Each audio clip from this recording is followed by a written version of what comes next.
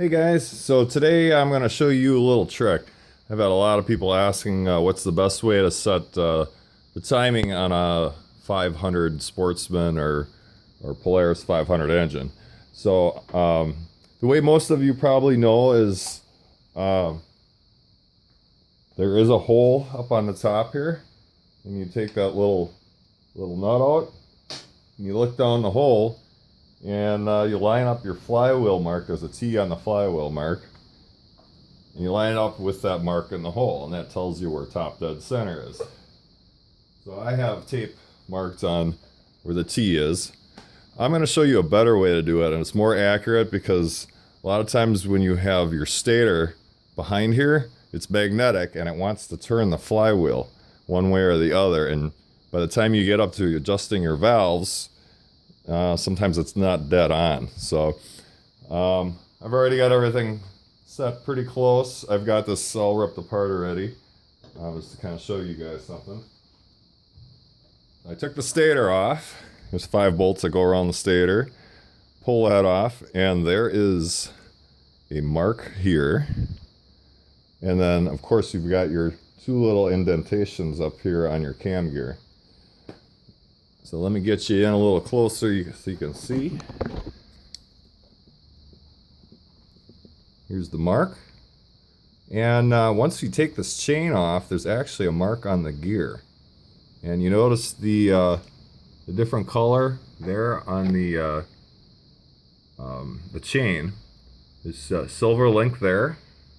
And you can't see it, but there's 2 silver links here. So if you want to time this perfectly, remove the sprocket, move your tensioner, and get this to line up. Move your chain. We're going to put the silver link down here. That's what it's for. And then the 2 silver links, one goes here, and one goes here, right by those 2 little indents. Then you know you're dead on. You've got perfect time, and I'm going to do that just to kind of show you. So hang on a minute. Okay, so what we're going to do is we're going to remove the tensioner. Get that out of the way. You don't want that messing anything up.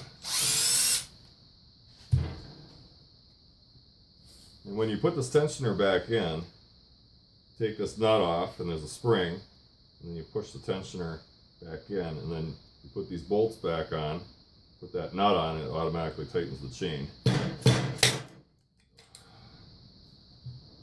And there is a little clip here, you push that in. Okay. Now, next step is we gotta take this off. That is a half inch. That out of the way, so you can move your chain. That should just slide off, or you could leave it in. I'm gonna rip the head off on this anyway, so it's not really gonna matter. And because this block is cracked, so I'm actually swapping all parts right now. But I thought I'd show you this quick little tip because I did the flywheel trick a couple times. And I tell you, I don't know, I can't seem to get it quite perfect. So I found this to be the best method. You can take that off, slide that down and move your chain.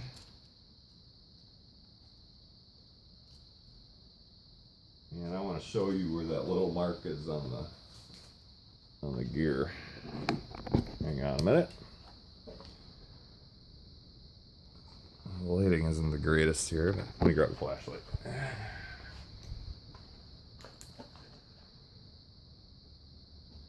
So right there is a little mark.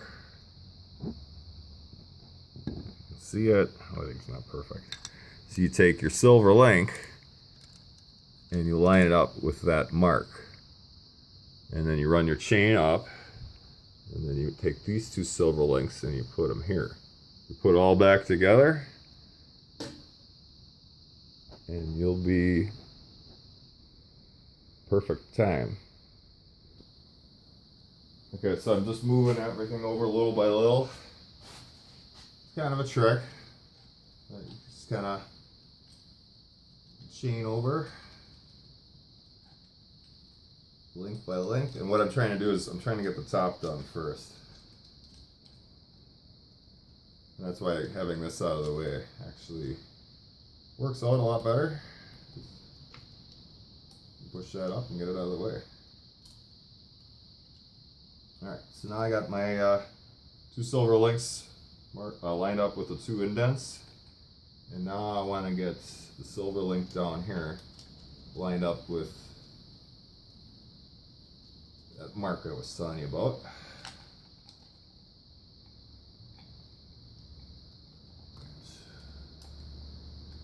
And of course she's still stuck.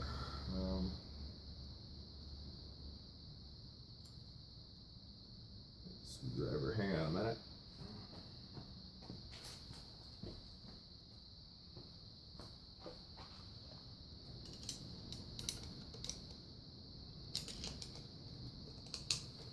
There we go. So that silver link down here, lining up with that mark.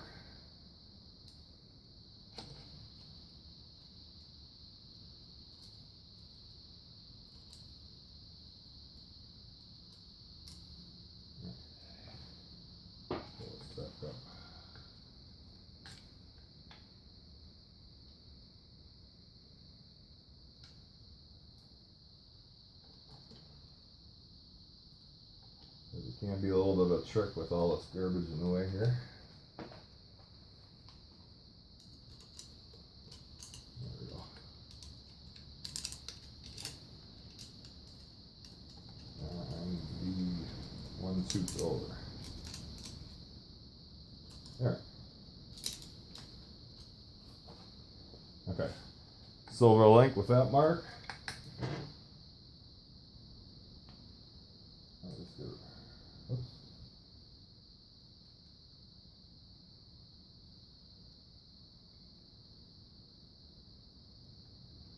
Just putting this in here temporarily to hold it in place.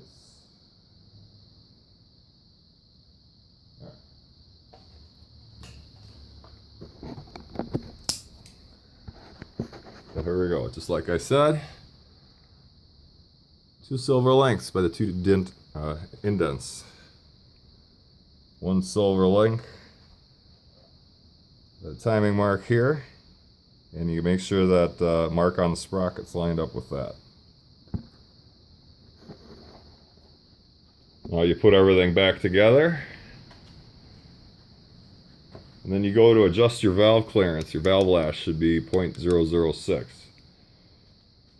Now, that should be perfectly timed. Assuming your cam is in good shape, and actually this one's in really great shape. You can see I got a hole in the block right there, so yeah, it's a shame because the inside of this engine's really clean. So this one's a pile of junk, so I think I'm going to take the parts out of that and put it in there. But you ever want to know how to perfectly time your Polaris 500 engine? Here it is. Thanks for watching, and please hit like if you like the video. Helps me out. And subscribe. Thanks for watching. Till next time.